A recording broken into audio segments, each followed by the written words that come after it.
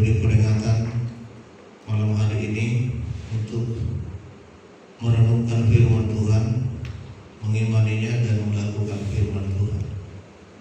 Mari kita buka Alkitab kita di dalam Perjanjian Baru, 1 Petrus pasal 4 ayat 7 sampai 8.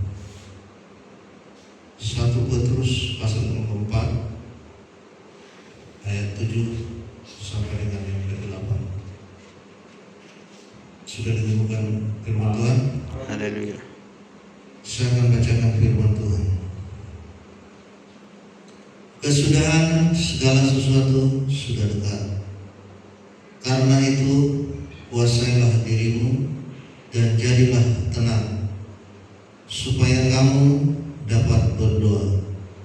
Tetapi yang terutama, kasihilah sungguh-sungguh seorang akan yang lain, sebab kasih menutupi banyak sekali dosa. Puji Tuhan. Haleluya. Saudara, firman Tuhan ini, saudaraku, mengatakan kepada kita hari ini yang pertama adalah kesudahan segala sesuatu sudah dekat. Kalau kita lihat di dunia ini, saudara, semuanya boleh dikatakan keadaannya sudah tua, baik dari aspek alam, dari aspek politik, dari aspek adat manusia, karakter manusia, dari segala aspek kita bisa melihat bahwa hari-hari sudah semakin dekat berakhirnya dunia ini, saudara. Sejak firman ini dituliskan, Bapak yang dikasih oleh Tuhan, orang mungkin juga sudah bertanya-tanya seperti kita, kapan berakhirnya itu? Dan sudah ribuan tahun sampai sekarang belum berakhir dunia ini, saudara. Tapi apa yang kita lihat, saudaraku yang terkasih di dalam Tuhan, sekalipun dunia ini belum berakhir saat ini, saudara, tapi dikatakan sudah dekat. Ada perubahan-perubahan yang perlahan-lahan kita lihat, saudara, mulai dari zaman Perjanjian Lama dan Perjanjian Baru, saudara. Sifat manusia itu pada dasarnya sama, saudara, tapi polanya berbeda-beda. Semakin meningkat kejahatan manusia itu, saudara, mulai dari Adam dan Hawa sampai kepada zaman Yesus. Ada perubahan-perubahan yang radikal yang berkembang kita lihat sampai sekarang ini, saudara. Kalau kita lihat dengan kemajuan teknologi sekarang, saudaraku, kita bisa melihat banyak gerakan perubahan yang terjadi secara otomatis. Orang dulu, terutama kalau kita orang Batak, saudara, itu adabnya sangat tinggi, kesantunannya sangat luar biasa. Sekarang, saudaraku, oleh karena canggihnya media, orang tidak punya adab lagi, saudara. Kalau kita melihat tayangan-tayangan di TikTok dan Facebook dan YouTube, Instagram dan lain sebagainya, saudara, orang tidak malu lagi untuk menunjukkan kepada orang lain tentang aibnya, saudara, tentang sesuatu yang tidak boleh ditunjukkan sebenarnya, saudara. Sekarang ini dengan sangat vulgar orang bisa hanya demi uang, hanya demi konten. Nah, saudara, ada berubah dengan gerakan perubahan teknologi. Semakin berubah, saudara, sikap manusia.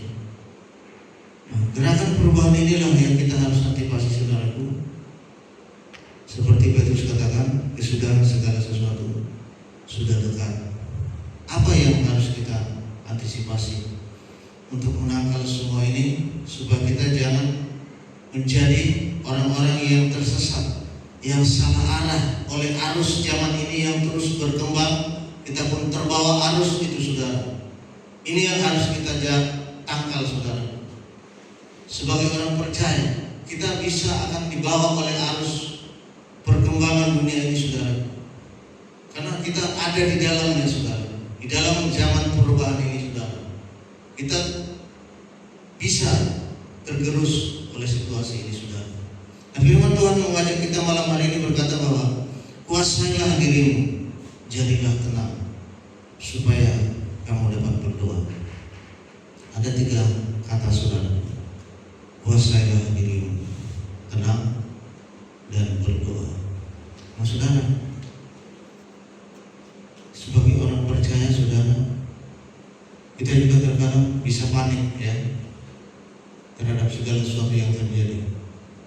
Begitu keadaan keluarga kita, keadaan anak-anak kita, keadaan apapun, saudara, di luar sana pun pekerjaan dan lain sebagainya, ada kepanikan melihat perkembangan dunia ini, saudara. Nah, kita disuruh untuk menguasai diri dalam segala hal. Identitasmu sebagai anak Tuhan jangan sampai terbawa oleh arus dunia ini, saudara. Saudara dan saya duduk diam di sini mendengarkan firman Tuhan. Kita boleh menyanyikan puji-pujian di rumah Tuhan ini. Bahkan orang mencap kita adalah orang yang suka ke gereja. Tapi di suatu tempat yang lain orang bisa menyaksikan berbeda apa yang kita lakukan di gereja dengan apa yang kita lakukan di tempat yang lain di luar gereja. Nah, saudara yang terkasih di dalam Tuhan, kita berprofesi ganda. Di rumah Tuhan kita boleh seperti orang yang suci, tapi di luar sana, saudara, kita tidak ingat lagi, saudara, identitas kita adalah anak Tuhan. Ini yang harus kita kuasai diri kita, saudara, supaya kita jangan masuk ke dalam arus dunia ini, saudara. Menurut do scenario kemajuan zaman akan berusia berbelenggu dan dia tusi mengantar bawa arus iman. Bahkan hamba Tuhan pun terikut, saudara, terbawa arus juga, saudara. Ahana masa iman diulang. Nah, saudara yang terkasih di dalam Tuhan, kita melihat dunia yang nyata ini, saudara. Orang lebih banyak suka memposting sesuatu yang membanggakan dia. Orang lebih suka memposting sesuatu yang membuat dia hebat, membuat dia dilihat orang. Nah, saudara yang terkasih di dalam Tuhan, identitasmu jangan berubah. Tunjukkan bahwa engkau adalah anak Tuhan. Kita hidup di zaman yang serba modern, berkembang zaman ini, saudara. Kita jangan mau terikut perkembangan zaman itu sehingga kita lupa diri. Identitas kita adalah murid Kristus yang sudah dilatih, dididik oleh Tuhan dalam pendidikan rohani, baik di rumah Tuhan, dimanapun saudara berada, saudara yang terkasih di dalam Tuhan. Karakter Kristus harus kita pertahankan di dalam hidup kita. Puji Tuhan. Kita harus mengerti itu, saudara. Itulah sebabnya dikatakan kuasailah dirimu. Keadaan zaman ini, saudara, Tuhan berkata segala sesuatu sudah dekat. Kuasai diri kita, saudara. Jangan karena dunia ini dengan euforianya yang bergerak, saudara, kita akan masuk ke dalam, saudara. Tunjukkan di dalam imanmu, saudara, saya adalah milik Kristus. Saya harus beda dengan orang-orang yang terbawa arus. Kita harus menguasai diri kita dalam segala hal. Menyalibkan daging ini, saudara, karena permintaan daging ini sangat banyak, saudara. Tubuh ini banyak sekali nafsunya, saudara. Keinginannya banyak sekali. Keinginan daging ini banyak sekali. Inilah yang kita dikatakan oleh firman Tuhan, menyalibkan daging. Nah, itulah yang sangat berat bagi orang yang percaya, saudara. Pekerjaan yang sangat berat, karena itu menyangkut kebutuhan tubuh. Nah, saudara yang terkasih di dalam Tuhan, kenapa Tuhan mengatakan menguasai diri? Supaya kita bisa tenang, jangan panik. Dengan tenanglah maka kita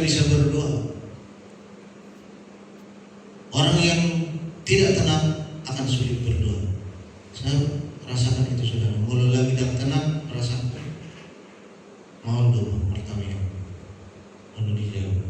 Kalian mulai ingat akan itu hari kita fokus kepada Tuhan, ingat akan firman-Nya, mulailah kita mulai tenang.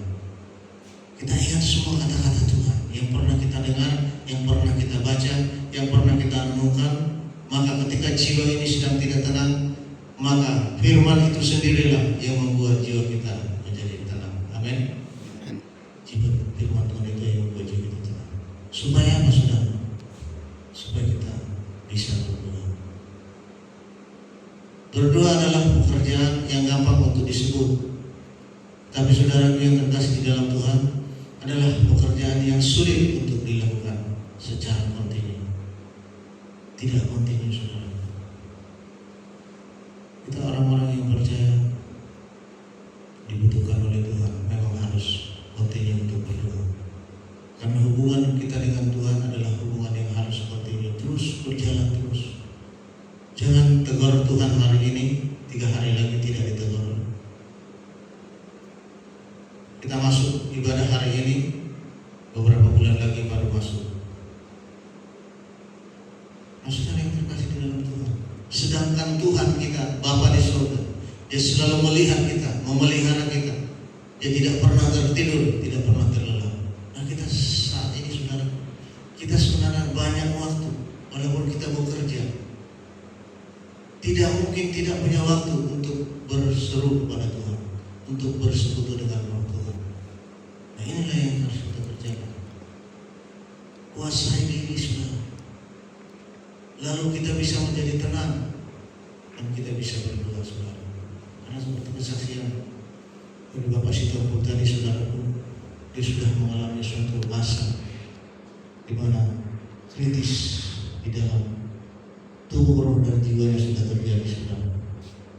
Alam roh sudah bekerja. Begitu roh dari iblis, dia pasti menyerang. Dan roh Tuhan ada di sana. Nah, perjuangan kita adalah ketika di dalam dimensi roh, ketika kita masih teringat kepada Tuhan Yesus dan berseru kepada Tuhan Yesus, saat dalam kritis tadi saudara, dia berseru kepada Tuhan, Tuhan akan menolong kita. Saudara, itu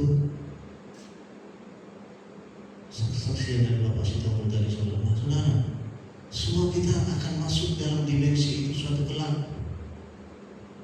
Karena suatu waktu saudara, kita akan sakit juga saudara. Masuk dalam dimensi yang kritis. Nah, kalau saja mulai saat ini dalam dimensi yang masih senang-senang saja, kita tidak pernah bersekutu dengan Tuhan, tidak pernah berdoa kepada Tuhan. Nah, saat kita masuk dalam dimensi yang kritis itu saudara yang terkasih di dalam Tuhan, apa yang kita miliki, apa harta kita untuk kita mengalahkan dalam situasi dimensi kritis itu saudara? Tidak ada senjata kita. Saudara, amunisi firman Tuhan perlu kita serap di dalam kehidupan kita. Itulah nanti pedang roh kita nanti saudara. Ketika kita semuanya nanti berjalan menuju ke sana, semuanya kita akan mengalami itu saudara. Semuanya akan sakit. Semuanya tiba pada masa kritis. Nah saudara yang terkasih di dalam Tuhan, milikilah hubungan yang akrab dengan Tuhan sebelum pada masa itu berjalan. Maka Tuhan pun akan ingat apa yang sudah kita lakukan kepada Tuhan. Hubungan kita selama ini mantap, terjaga kepada Tuhan. Maka latih hati kita beribadah. Puji Tuhan. Latih terus kita beribadah. Hidup hati Tuhan. Terlatih mulut beribadah kepada Tuhan. Beribadah tidak hanya hari Kamis, hari Minggu, hari Jumat. Di rumah pun kita harus beribadah. Nah, saudara terkasih dalam Tuhan. Pada ayat yang ke-8 dia berkata, tetapi yang terutama, kasihilah sungguh-sungguh seorang akan yang lain. Sebab kasih menutupi banyak sekali dosa. Nah, saudara yang terkasih dalam Tuhan, kasih inilah sentral kehidupan kita saudara. Kasih di sini adalah kasih yang dari Allah. Kasih itu adalah Allah. Dan Allah itu adalah kasih. Nah, kasih inilah yang menyelamatkan kita saudara. Kasih inilah yang menutupi banyak dosa. Maka ketika kita melihat juga saudara kita yang mungkin menyakiti hati kita saudara, yang memang dia berdosa kepada kita karena dia menyakiti hati kita, memfitnah kita barangkali saudara, menuduh kita barangkali, membenci kita barangkali saudara. Dan ketika saudara memiliki kasih yang dari Tuhan, saudara mengampuninya, saudara memaafkannya, maka kasih itu akan banyak menutupi dosa-dosa saudara kita ini. Puji Tuhan, dosa kita pun akan ditutupi. Nah saudara, saya banyak melihat saudara, semakin tinggi kualitas rohaninya saudara, sangat-sangat sulit dia membenci seseorang. Saya salut dengan orang itu. Saya bisa renungkan dalam hidup saya siapa orangnya saudara. Sulit sekali bagi dia untuk membenci orang lain, sekalipun orang lain itu layak dibenci secara logika manusia. Tapi ketika saya berbicara dengan dia saudaraku, sulit sekali dia mengatakan sesuatu kebencian, menceritakan kebencian, kesalahan dia, keburukan orang itu kepada orang lain, kepada saya. Saya kadang terdiam dalam hati saya, Bapak yang dikasih oleh Tuhan. Semua dia tahu saya harus seperti itu. Semakin tinggi dimensi iman saya, semakin saya dekat dengan Tuhan, semakin sulit saya membenci orang, semakin sulit memarahi orang, semakin sulit untuk melakukan hal-hal kedagingan. Itu sebabnya dikatakan kasih banyak menutupi dosa. Dosamu pun ditutupi, dosa orang itu pun yang menyakitimu tertutupi. Dan dia melihat engkau mengampuninya, lalu dia pun akan merasakan orang ini baik sekali. Ada sesuatu yang menutupi dosanya saudara, kasih yang dari Bapa di surga itu. Nah itulah yang mari kita raih saudara yang terkasih dalam Tuhan. Alana batu apa gudang mulai membenci beda orang, maka gudang pocah gereja. Sudah tidak tergantung jabatannya saudara. Saudara dan saya sebagai jemaat akan bisa kita melihat semakin tinggi rohaninya, semakin sulit untuk melakukan yang tidak berkenan kepada Tuhan. Sekalipun itu bagi manusia, aku sama datang doang waspala ulang waspala jalur ipakuling rode taksi pakuling asoni taksi dengan asoni. Manusia lebih kaya seperti itu. Tapi orang yang semakin tinggi rohaninya, semakin tinggi imannya, semakin hubungannya dengan Tuhan semakin terjalin, sangat sulit dia untuk menjauhi orang-orang itu saudara. Seperti itulah Tuhan kita. Begitu berdosanya kita saudara di hadapan Tuhan, tapi saudara dia selalu dekat kepada kita. Dia selalu ada dalam hidup kita. Puji Tuhan. Dia selalu datang kepada saudara dan saya. Ketika saya berdosa, melakukan kejahatan itu, dia tidak menjauh dari saya, tapi dia datang membawa kasihnya yang sempurna itu Bapak yang dikasih oleh Tuhan. Dia masuk dalam hidup saya, dia mengetuk hati saya. Itulah kasih yang dari Allah. Nah malam hari ini Bapak yang dikasih oleh Tuhan, kita renungkan perkataan Petrus yang diilhami oleh Roh Kudus. Mulai kita tabirin macam mana dalam surga kedatangan Tuhan Yesus. Sudah banyak nubuat-nubuat dari Alkitab ini yang sudah digenapi. Tinggal beberapa lagi saudara. Tabirin saudara, semakin marak gereja-gereja ditutup, semakin dilarang pun saudara, semakin marak sekali terjadi di mana-mana saudara. Itu satu bukti dari setiap aspek kehidupan manusia sekarang ini saudara, semakin dekat hari kedatangan Tuhan. Kita masih aman-aman di tempat ini saudara. Kita nggak tahu apa yang terjadi. Bisa jadi nanti kita berdiri gereja kita di sana dibentrok sama orang itu. Kita tidak tahu. Mudah-mudahan tidak terjadi seperti itu. Tapi kita terus berharap pada Tuhan. Apapun yang terjadi, kerajaan Allah harus ditegakkan di muka bumi ini. Puji Tuhan. Hari ini saudara, mari kita renungkan firman Tuhan. Kita terima kasih dari surga itu saudara, sehingga banyak menutupi dosa-dosa kita, dosa orang lain. Puji Tuhan. Mari kita pakai berdiri saudara.